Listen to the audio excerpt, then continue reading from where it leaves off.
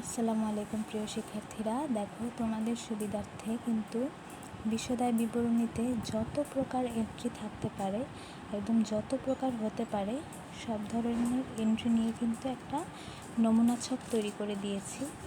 দেখো, বিক্রয় সংক্রান্ত সকল জিনিস যোগ বিয়োগ করার পর নিট বিক্রয়, এরপর বিক্রিত পণ্যের ব্যয়, এখানে যত জিনিস আসতে পারে, যত এন্ট্রি আসতে পারে সবগুলো এখানে কিন্তু দেয়া আছে।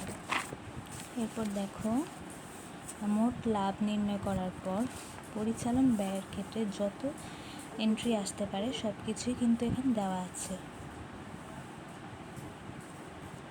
অবশ্যই স্ক্রিনশট নিয়ে নিবে, স্ক্রিনশট নিয়ে নোট খাতায় তুলে ফেলবে তোমরা এগুলো। দেখো, এখানে পরিচালন ব্যয়ের সব এন্ট্রি দেওয়া আছে।